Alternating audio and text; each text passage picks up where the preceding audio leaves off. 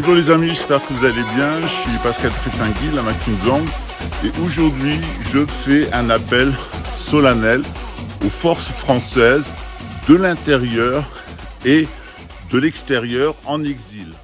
On a toujours peur de dire un mot, de peur que ça soit mal interprété, on ne sait plus parler franchement. Aujourd'hui, dans le cadre du civil, des fois je suis confronté à des gens qui me disent « mais arrêtez de me parler avec agressivité ». Je dis « je ne parle pas avec agressivité, je parle normalement, j'ai toujours parlé comme ça ». Donc je vous dis ce que je pense. Voilà, que ça vous plaise ou que ça vous plaise pas, je vous dis ce que je pense. J'ai arpenté les contrées du monde pendant des années.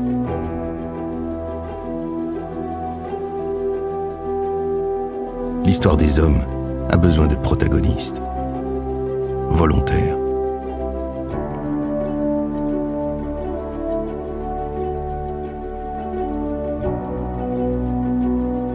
Aujourd'hui, je continue à sillonner la terre, faire ce pour quoi je suis fait. Porter le fer, porter la paix, vivre.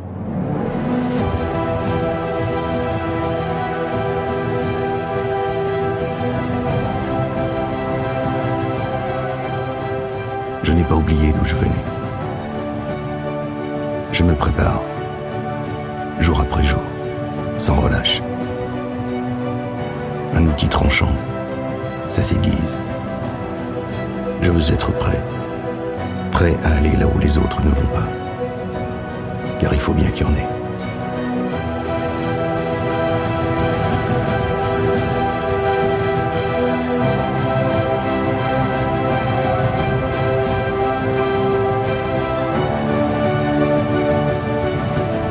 Je suis le 8. Mon cœur, il est à mes gars. Mon corps, il est à la France. Mais l'honneur, il est pour moi.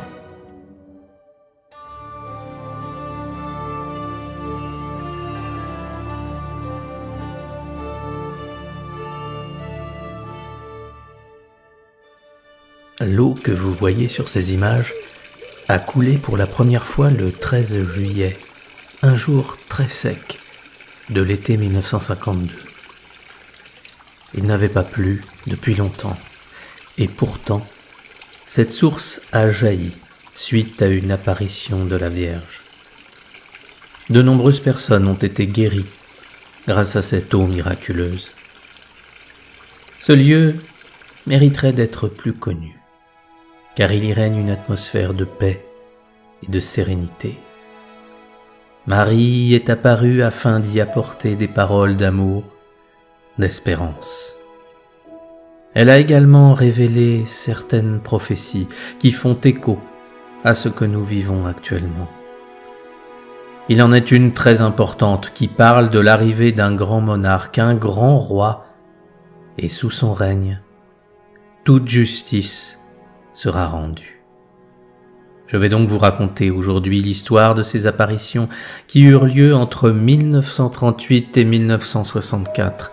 Mais revenons au début, quand tout a commencé. Nous sommes le 7 octobre 1910 à Kérisinen, un petit hameau qui se situe en Bretagne, dans le Finistère, plus exactement sur la commune de Plounevez-le-Christ. C'est là que va naître Jeanne-Louise Ramonet. Elle était la 4e de 9 enfants d'une modeste famille de cultivateurs. Elle fut baptisée le jour de sa naissance car elle était fragile et ses parents avaient peur pour sa survie. Malheureusement, à 2 ans et demi, elle fut atteinte de paralysie à la jambe droite. Elle marchait difficilement et ne put pas aller à l'école avant ses 10 ans. Puis, elle fut acceptée comme pensionnaire et, rattrapant son retard, obtint son certificat d'études. Pour information, le certificat d'études était un ancien diplôme en France, décerné à la fin de l'école primaire. Il attestait l'acquisition des connaissances en écriture, lecture, calcul, mathématiques, histoire, géographie et sciences appliquées. Jeanne-Louise est très pieuse et elle vivra à 12 ans un événement des plus singuliers. Elle vient de recevoir la communion, et alors qu'elle prie avec la plus grande ferveur, elle entend une voix qui lui dit « Sois mon apôtre, aime tes frères ». Cela l'impressionnera au plus haut point, de telle sorte qu'à 14 ans, elle souhaite se donner totalement au Christ et devenir religieuse, ce qui lui sera malheureusement refusé à cause de sa santé qui n'est toujours pas bonne. Chaque année, elle doit se rendre à l'hôpital de Brest durant l'hiver afin d'être soignée. Pourtant, là-bas, elle fait preuve d'une grande énergie et souhaite toujours aider les autres. L'établissement est tenu par les religieuses de Saint Thomas et la supérieure apprécie beaucoup Jeanne-Louise. Elle lui confie donc différentes tâches, comme enseigner le catéchisme aux enfants malades et même apprendre à faire des piqûres. Elle va être frappée par de difficiles épreuves.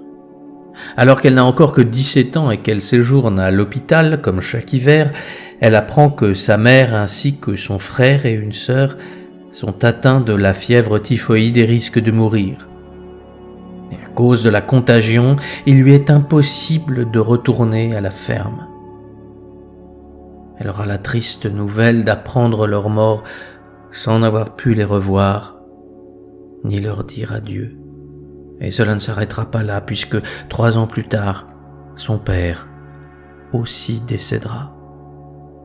Âgée d'à peine 20 ans, Jeanne-Louise voit disparaître les êtres les plus chers de son existence. Sa sœur aînée, Francine, va prendre la ferme à son compte et élever tous les survivants. Malgré la paralysie de sa jambe, Jeanne-Louise fera toujours un maximum d'efforts pour aider aux différentes tâches de la ferme sans jamais se plaindre et toujours de bonne humeur.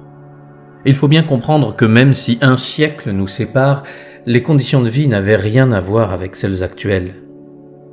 Elle vivait sans électricité, ni eau courante. Le premier point d'eau se situait à plus de 400 mètres de la ferme. Il fallait s'y rendre avec de très lourdes jarres. Les travaux étaient quotidiens, difficiles.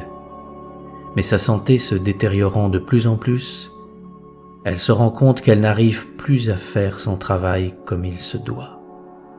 Elle apprend alors que le pèlerinage diocésain des malades organise un voyage à Lourdes. Jeanne-Louise pense que seule la Vierge peut résoudre son problème. Et alors qu'elle se trouve devant la grotte, elle supplie Marie. Elle lui demande de l'aide non pas pour elle, mais pour aider à la ferme. À son retour, elle constatera une grande amélioration.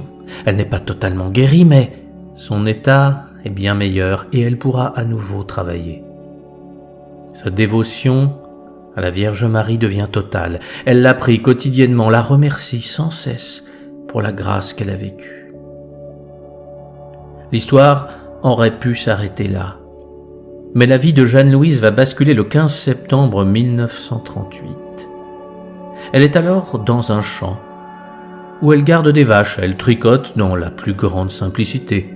Elle voit une grande lumière très puissante qui apparaît près d'elle. Et au milieu de cette lumière se trouve une très belle dame d'à peine 18 ans.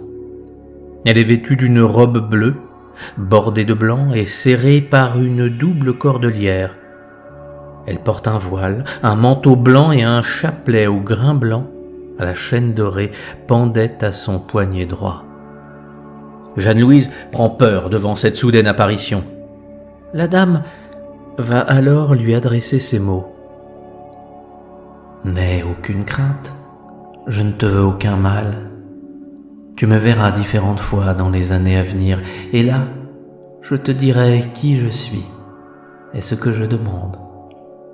Une nouvelle guerre menace l'Europe, je l'éloignerai de quelques mois, car je ne puis rester sourde à tant de prières qui en ce moment s'élèvent vers moi, là-bas, à Lourdes, pour la paix. » Jeanne-Louise est totalement bouleversée par ce qu'elle vient de vivre, mais elle est de nature timide et réservée. Et comme la Vierge ne lui a rien révélé à propos d'elle, Jeanne-Louise considère qu'elle ne doit en parler à personne. Et elle garde pour elle ce qui vient de se produire et n'en parlera même pas à sa famille. J'ouvre un instant une petite parenthèse afin de vous donner un aperçu du contexte historique. La première apparition a lieu à l'aube de la Seconde Guerre mondiale. Les tensions sont palpables et la menace du conflit hante tous les foyers de la région. L'Allemagne a déjà annexé l'Autriche en mars 1938, soit quelques mois avant la première apparition. La vie de Jeanne-Louise va continuer, mais cette apparition va nourrir toutes ses pensées au quotidien. Elle a bien reconnu la Vierge Marie, mais elle considère que ce n'est pas possible. Selon Jeanne-Louise, Marie ne peut apparaître qu'à des enfants, ce qu'elle n'est plus depuis longtemps, puisqu'elle a déjà 28 ans, ce qui, pour l'époque, est un âge avancé. Le 7 octobre 1939, elle ressent un appel. Elle doit se rendre rapidement sur le lieu de la première apparition. Et là, à nouveau, elle voit cette belle dame dans son halo de lumière.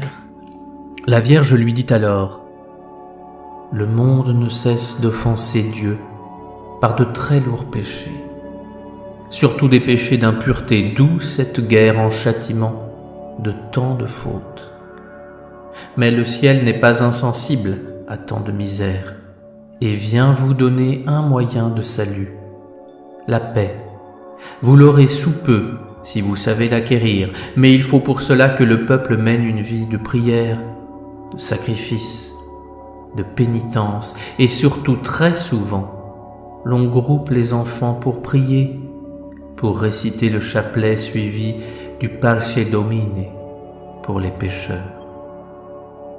Parle-en à ton confesseur et qu'il fasse publier ce message. Je donnerai à ces paroles une force surnaturelle qui touchera les cœurs. Toi-même, continue chaque jour la récitation de ton rosaire, mais applique-toi davantage dans la méditation des mystères. Car sache-le bien, le rosaire sans mystère est comme un corps sans âme. Jeanne-Louise va alors se rendre directement pour annoncer le message à son confesseur, mais celui-ci va lui ordonner de se taire, mais de noter sur un cahier tout ce qui lui est dit. Et elle obéira. Le 7 décembre, la Vierge réapparaît pour annoncer une année de paix, une victoire rapide et promet que si l'on prie et se sacrifie comme il faut, la guerre prendra fin à la mi-octobre 1940.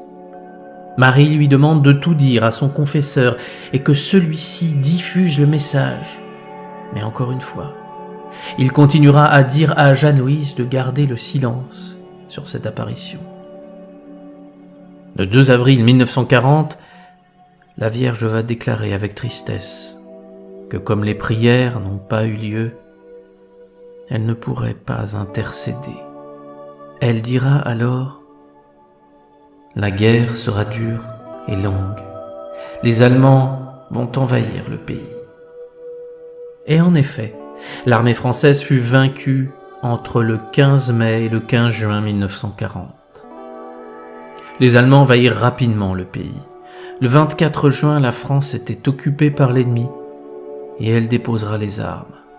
Le président du Conseil démissionnera, laissant le pouvoir à Pétain. Le 11 juin 1940, l'armistice fut signé et la France coupée en deux. Ce fut à la 7e apparition, le 7 octobre 1940, que la Vierge déclarera « Je désire être honorée et invoquée en ce lieu sous le nom de Notre-Dame du Très-Saint Rosaire. » La guerre continuera, et elle fut longue comme l'avait annoncé la Vierge. Pendant les 7 années qui suivirent, Jeanne-Louise continuera à vivre des apparitions. La Sainte Vierge demandait que des prières s'organisent et comme toujours, elle en rendait compte à son confesseur et celui-ci imposait le silence. Mais en 1947, une petite fille qui était présente au confessionnal surprit la conversation de Jeanne-Louise et de son confesseur. Et elle se rendit immédiatement au village pour tout révéler.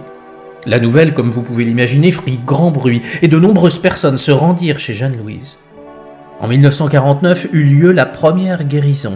Il s'agissait d'une jeune fille du voisinage. Suite à cela, de plus en plus de monde va se rendre à Kérisinen, parfois sans le moindre respect pour Jeanne-Louise. Les gens pénétraient partout sur son terrain et jusque dans sa petite maison. Avec cette notoriété vinrent aussi les rejets et les humiliations de ceux qui ne la croyaient pas. Mais Jeanne-Louise restera fidèle à ses principes. Elle sera toujours humble et restera pauvre, ne vivant que du dur labeur de la ferme. Elle va prier quotidiennement le rosaire. Au fil des années, il s'ensuit un grand courant de prières et de conversions. La foule devenant de plus en plus nombreuse, une petite guérite de verre est placée sur le lieu des apparitions en remerciement d'une guérison. Elle sera remplacée par un oratoire achevé en 1956 et bien plus tard, le 17 septembre 1978, un grand oratoire sera inauguré devant plus de 12 000 personnes. Le petit ne sera pas détruit mais conservé à l'intérieur du grand comme vous pouvez le voir sur ces images. Les apparitions vont continuer. Mais à partir de 1955, la Sainte Vierge sera accompagnée de Jésus. Puis, en 1958, ils apparurent tous les deux à Jeanne-Louise sous la forme de 2 cœurs reliés par un glaive. Les messages furent très nombreux, et je ne peux pas tous vous les livrer ici, puisqu'il y eut en tout 71 apparitions et la plupart accompagnées de messages. En description, vous trouverez des liens vers différents sites afin de lire l'intégralité des messages. Vous découvrirez également des liens vers l'association Les Amis de Kérisinen. Cette association fait un travail formidable afin de suivre la volonté de la Vierge Marie. Sans tous ces bénévoles, le lieu serait tombé dans l'oubli le plus total. Car malheureusement, Kérisinen n'est pas reconnu par l'Église. Et il y eut des interdits diocésains. Les prêtres et les religieux devaient s'abstenir de s'y rendre et de conseiller à quiconque de s'y rendre. Pourquoi, me direz-vous ? Je ne rentrerai pas dans les détails qui ne rendent pas hommage à la beauté de ces apparitions. Mais là aussi, en description de la vidéo, je donnerai des références, si vous souhaitez aller plus loin. Malgré ce que je pourrais qualifier de polémique, l'Église ne remettra jamais en question la bonne foi de Jeanne-Louise Ramonet, qui fut toujours considérée comme une personne pieuse, sincère, obéissante et discrète. Elle n'a jamais tiré profit de tout cela et est restée fidèle à Dieu. Elle vécut d'ailleurs des événements mystiques très intenses. Tous les vendredis saints, durant 21 mois, entre 1955 et 1956, Jeanne-Louise reçut la Sainte Communion par une main invisible. Tout le monde le constatait, mais personne ne pouvait l'expliquer. Jeanne-Louise recevait bien une hostie et communiait alors que personne n'était à côté d'elle. Au travers de ces expériences incroyables, elle disait participer aux souffrances des cœurs meurtris de Jésus et sa Sainte Mère face aux horreurs de ce monde. Il y eut également des manifestations extraordinaires. Comme je vous l'évoquais en début de vidéo, une source jaillit le 13 juillet 1952. À 2h de l'après-midi, en plein été torride et sec, il n'y avait eu ni pluie, ni orage depuis longtemps, et l'eau a commencé à couler en contrebas du champ des apparitions, à la grande surprise de tous. Cette source fut aménagée au fil du temps. Les images que vous voyez en ce moment ont été tournées en septembre 2021. Il y a un ensemble de robinets pour que chacun puisse boire, et il est possible de se délecter du fabuleux spectacle de voir cette eau couler. Eau, symbole de l'amour immense de la Vierge Marie envers tous ses enfants. Et cette eau ne s'arrête pas de jaillir et fait toujours des miracles. Le 3 avril 1955, toutes les personnes présentes ce jour furent totalement bouleversées par ce qui se produisit. En effet, une pluie de pétales de roses tomba sur le lieu des apparitions. Oui, vous avez bien entendu.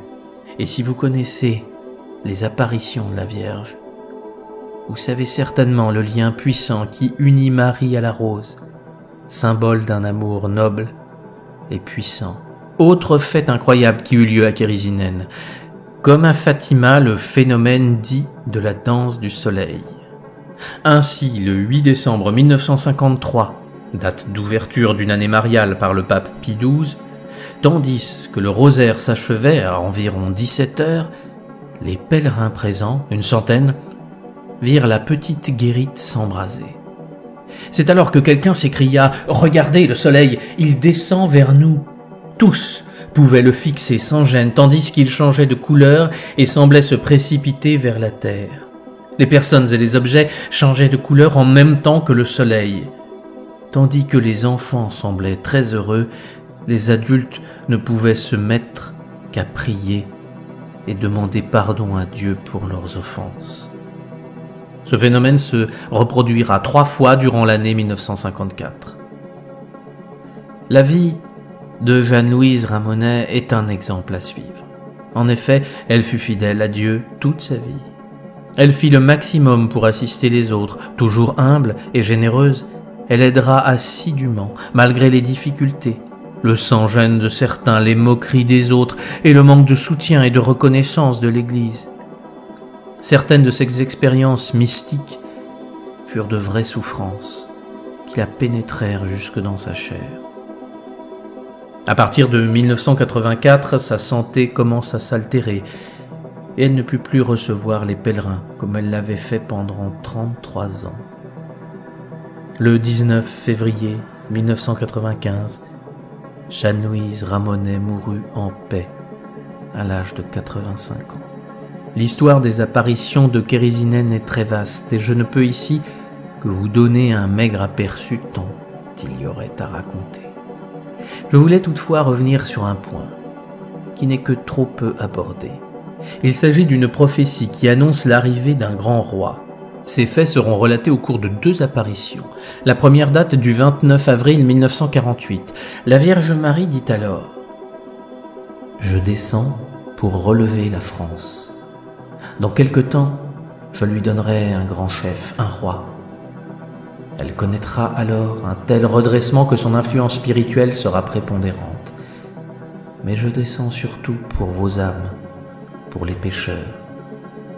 C'est par la Bretagne qui m'est restée le plus fidèle que je veux rechristianiser la France, qui est revenue au Christ, revêtira un caractère tellement religieux qu'elle redeviendra la lumière des peuples païens. » Cette annonce d'un grand chef est aussi détaillée dans l'apparition du 31 octobre 1956. « Je couvrirai de ma protection ces terres bretonnes d'où doit surgir une France nouvelle, une France chrétienne, gouvernée par ce grand monarque envoyé spécial de Dieu, défenseur de l'Église et de la liberté. Sous son règne, toute justice sera rendue. »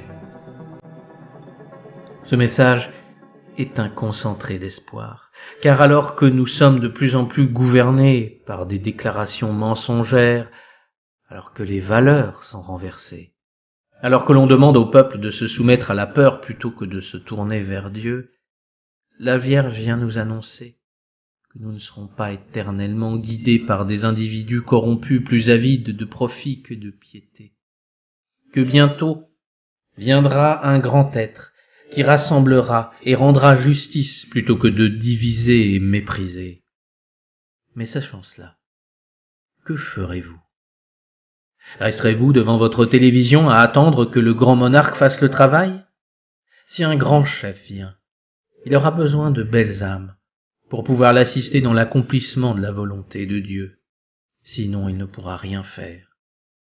Alors plutôt que de penser que rien n'est possible et qu'il ne sert à rien d'agir, demandez à Dieu de vous guider, demandez à Jésus de vous éclairer de sa belle lumière, demandez à la Vierge Marie comment être un fidèle sujet du Seigneur. Le but de votre vie n'est pas d'attendre éternellement que tout change, car c'est le meilleur moyen de soutenir le mal par la passivité et la mollesse. Embrasez votre vie. Oui, votre existence n'a pas pour but que vous soyez éternellement petit, médiocre, déprimé. Votre vie doit devenir une véritable œuvre d'art, où chacun de vos actes, de vos émotions, de vos pensées exprime la volonté de Dieu. Vous avez une grande destinée, et il est temps d'en avoir conscience. Et ainsi, quand il y aura autant de personnes magnifiques en ce monde, le grand monarque pourra venir établir un règne de justice, de paix et d'amour.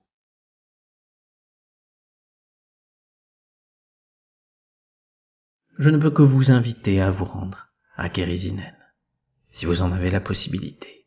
C'est un lieu qui m'a profondément touché. Quand je suis arrivé sur place, j'ai croisé une dame qui m'a dit « Ce lieu est magique ». C'est vrai. C'est vrai que ce mot correspond bien à cet endroit. Et après avoir bu de son eau et m'être recueilli au sein de son oratoire, j'ai ressenti un grand amour rayonner au plus profond de ma poitrine. D'où venait-il ? Je ne sais pas. Mais une chose est certaine, il était le témoignage du grand amour que nous porte Dieu par le biais de sa servante, la Vierge Marie. Je souhaite que vous puissiez découvrir cet endroit, boire à la source et prier dans ce bel oratoire. Peut-être aurez-vous le plaisir de voir le soleil éclairer les magnifiques vitraux. Peut-être ressentirez-vous la douce présence de Marie et de Jésus. Et cela illuminera votre vie. Je vous rappelle que si vous aimez mes vidéos et si vous souhaitez que j'en fasse d'autres, vous pouvez me soutenir simplement et gratuitement en vous abonnant et en cliquant sur le pouce en l'air. Et si vous souhaitez faire plus, vous pouvez également me faire un don sur Tipeee et Patreon. Les liens sont en description. Je vous souhaite à toutes et à tous le meilleur.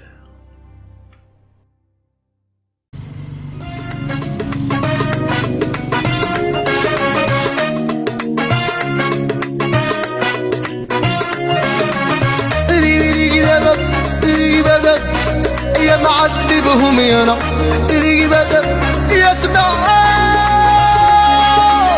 ينحر عليا وتقال ما ديرك بعيد ماك عليك يانا نصلي ونعقوب زين وددي يددي دي زير ديوا ديوا دي وزيد دي اسمع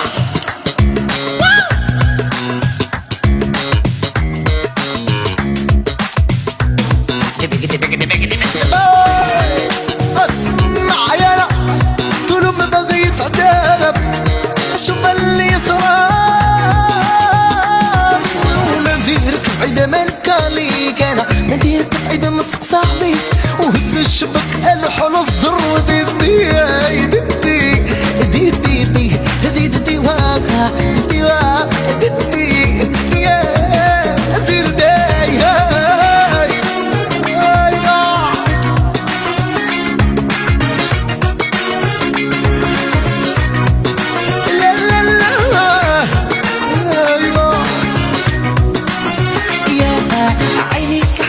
عينك شادين عينك عيني يا عينك نايمين عينك عيني يا عينك بلغين دي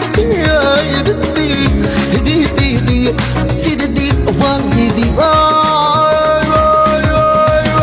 يا النبي يا النبي انا اسمع يا انا امر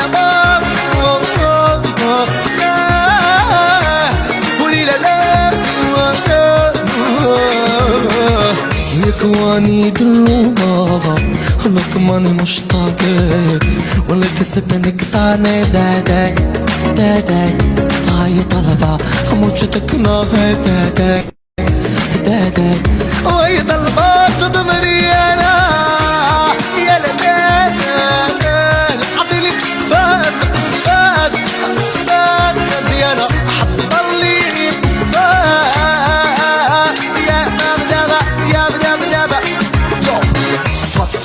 انا الغلطان ماشي انتي لانتي نعرفش اللي انا انتي وحديك انتي يا ملاتي ديدي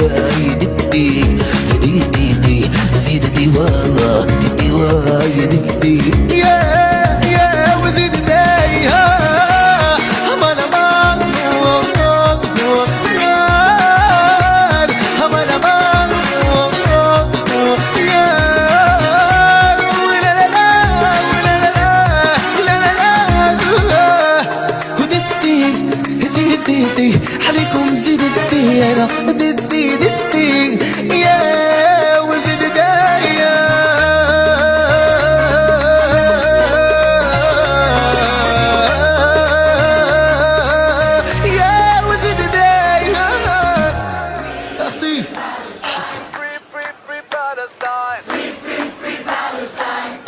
murder, no more lies. No more murder, no more lies. Free, free, free Palestine. Free, free, free Palestina.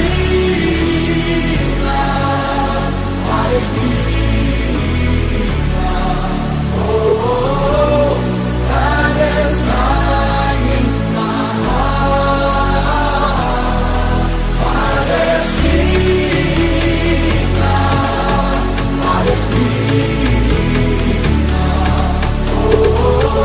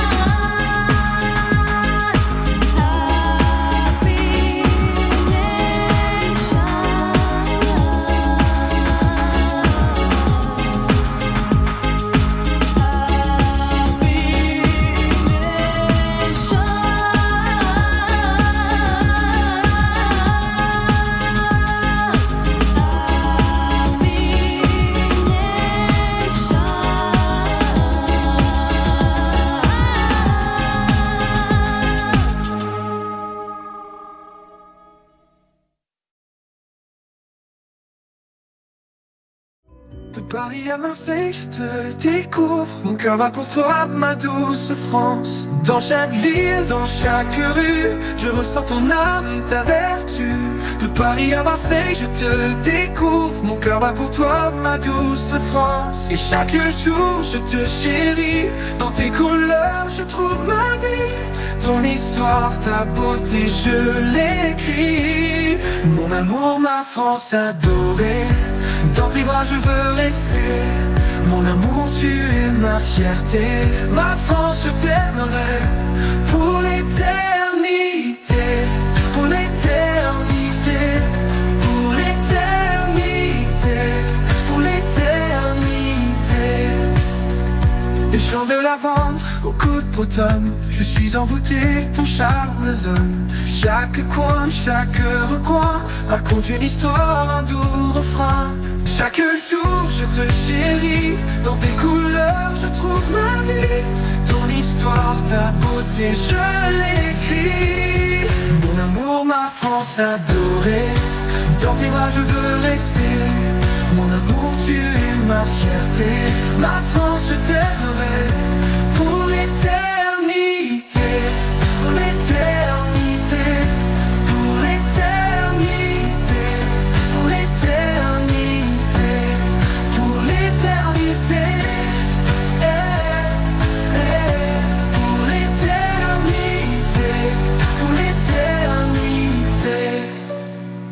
La Seine murmure des secrets anciens. Les Alpes se dressent, témoins sereins de l'histoire, de l'amour et de la paix. Pourquoi, oh pourquoi t'es si parfaite? Je vis ma vie dans ton éclat. Sans toi ici, rien ne va. Je vis comme ça dans ta lumière. Ma France, je suis fier. Et chaque jour, je te chéris. Dans tes couleurs, je trouve ma vie. Ton histoire, ta beauté, je l'écris. Ma France adorée, dans tes bras, je veux rester. Mon amour, tu es ma fierté. Ma France, je t'aimerai pour l'éternité. Pour l'éternité. Pour l'éternité. Pour l'éternité. Pour l'éternité. Pour l'éternité. Accord, murmure des secrets anciens. Les Alpes se dressent, témoins sereins de l'histoire, de l'amour et de la paix. Pourquoi, oh pourquoi t'es si parfaite?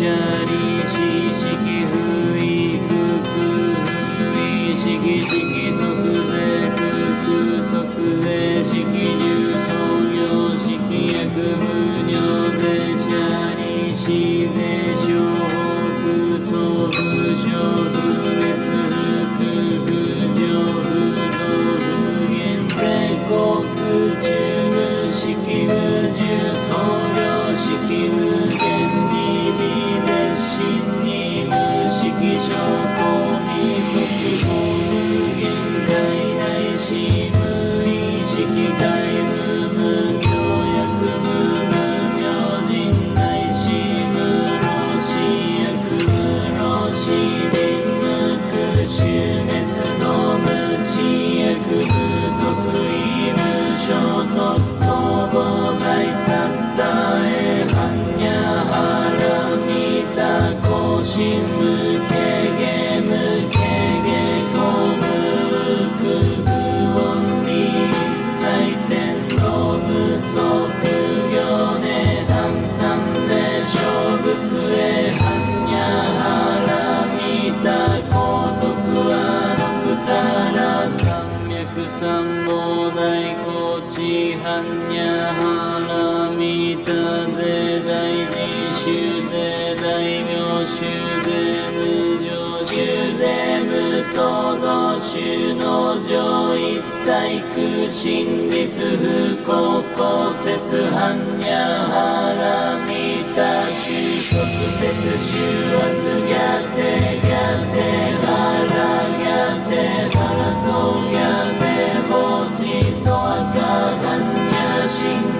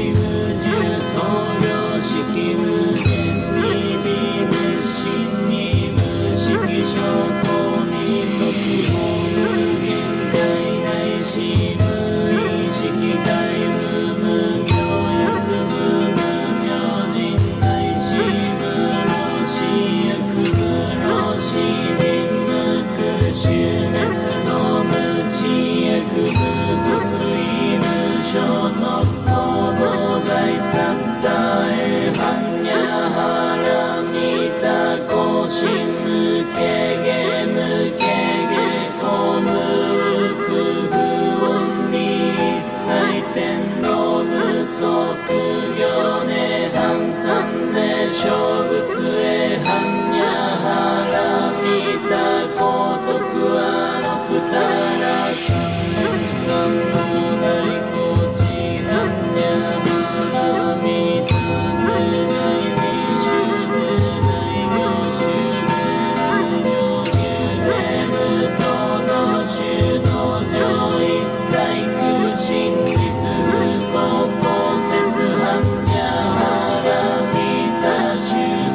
説修圧